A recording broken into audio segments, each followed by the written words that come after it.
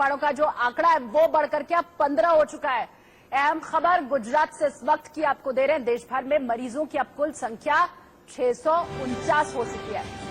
बड़ी खबर कोरोना से जुड़ी हुई जो इस वक्त की आपको बता रहे हैं वो यही कि गुजरात में एक शख्स की मौत हुई है और अब इसी के साथ मरने वालों का आंकड़ा भी बढ़ चुका है। 15 हो चुका है ये आंकड़ा। इसके अलावा अगर कोरोना संक्रमितों की बात हम करें तो ये बढ़कर के 649 हो गया है। सुबह 7 बजे जब मैं जुड़ी थी आपके साथ तो ये आंकड़ा 606 का था और अब देखिए महज 3.5-4 घंटे के अंदर कैसे ये आंकड़ा 606 से बढ़कर के 649 हो गया। मतलब 43 मरीजों की वृद्धि, इसे रोकना है। 2 सहयोगी मेरे साथ इस वक्त जुड़े हुए हैं तो रुख उनका भी कर लेते हैं। इंदौर से एहतियाब शेख मेरे साथ जुड़े हुए हैं। इसके अलावा जतिन गाजियाबाद से लगातार हर अपडेट आप तक पहुंचा रहे हैं। सबसे पहले एहतियाब आपका मैं रुख कर रही हूं क्योंकि हमने देखा है पूरे देश से बड़ी शर्मनाक तस्वीरें आ रही हैं। लॉकडाउन का लोग अभी भी पालन नहीं कर रहे हैं।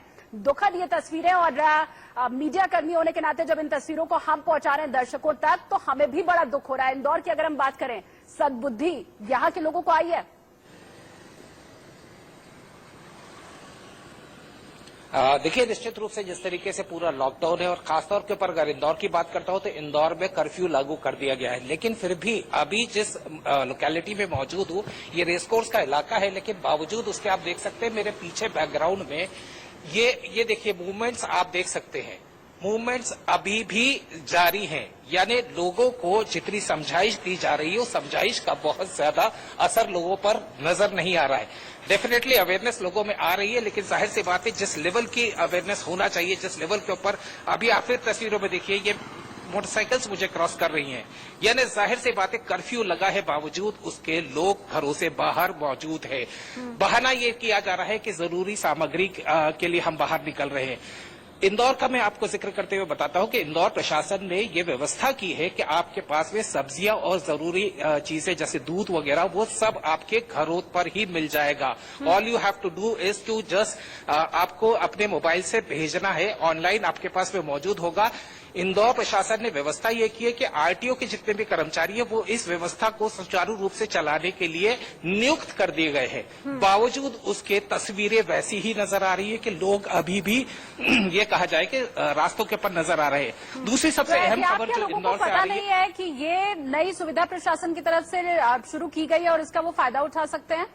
क्या अवेयरनेस की कमी है अभी इस बात में? देखिए, कॉन्स्टेंटली अगर हम अपना इंडिया न्यूज की बात करें तो हमने इंडिया न्यूज मध्य प्रदेश के ऊपर ये पूरी तरीके से फ्लैश करते आ रहे हैं कि ये सुविधा मौजूद है। सोशल मीडिया के ऊपर फ्लैश किया जा रहा है, बाकी रीजनल चैनल्स के ऊपर ये फ्लैश किया जा रहा है। तो जाहिर सी बात है जो भी टेलीविजन में आज घर में अगर कोई बैठा है तो टेलीविजन देख रहा है, बावजूद उसके अगर वो इस चीज को संजीदगी से नहीं ले रहे तो बड़ा सवाल होता है। मैं आपको जो अपडेट देने जा रहा था वो अपडेट ये है कि कल तक इंदौर में एक मौत का आंकड़ा था, लेकिन अभी कुछ देर पहले महज 10 मिनट पहले मेरे पास में मेडिकल कॉलेज के जो पीआरओ है उनकी तरफ से मैसेज आया कि एक मौत और हुई है। जो यंगस्टर है तकरीबन 48 साल की उनकी उम्र बताई जा रही है। मैं आपको पढ़ के बता देता हूं कि आज तड़के सुबह एमआरटीबी अस्पताल में एक और मरीज की मौत हुई है। ये जो मरीज है ये उज्जैन के रहने वाले थे। इनका टेस्ट करने को भेजा गया था, यानी पॉजिटिव या नेगेटिव का आंकड़ा नहीं आया था, बावजूद उसके इनका इलाज चल रहा था। इनके इलाज के लिए ये कहा जा रहा है इनको वेंटिलेटर तक पे रखा गया, लेकिन आज सुबह इनकी मौत हो गई। यानी इंदौर में मृत्यु का जो आंकड़ा है वो कहीं न कहीं 2 हो गया है। जाहिर सी बात है दोनों ही उज्जैन के निवासी हैं। कल जिनकी मौत हुई थी एक बुजुर्ग महिला थी। एहतियाब और परेशान करने वाली खबर ये है कि जो मृतक जिनके बारे में आप जानकारी दे रहे हैं उनकी उम्र काफी कम है। तो इस भ्रम में लोग ना रहे कि अगर मेरी उम्र कम है, मैं युवा हूं तो आराम से बाहर निकल सकता हूं, पार्टी कर सकता हूं, सामान खरीद सकता हूं, भीड़ में जा सकता हूं। इस खबर के बाद अब आप सचेत हो जाइए। आप जवान हैं, आपकी उम्र कम है, इसका मतलब ये नहीं है कि कोरोना आपके पास नहीं आएगा। गाजियाबाद का रुख कर लेते हैं। जतिन इस वक्त जुड़े हुए मेरे साथ। जतिन, अभी फिलहाल क्या तस्वीरें, और इसके अलावा एक बात मुझे आप और बताएं क्योंकि अभी मौसम ऐसा है, लोगों को फ्लू हो जा रहा है, सर्दी जुकाम की परेशानी है, तो अभी फिलहाल अस्पताल और डॉक्टर्स की क्लिनिक का क्या नजारा है? कहीं इस डर में कि कहीं मुझे कोरोना तो नहीं है, बड़ी संख्या में लोग क्या डॉक्टर्स के पास तो नहीं पहुंच रहे?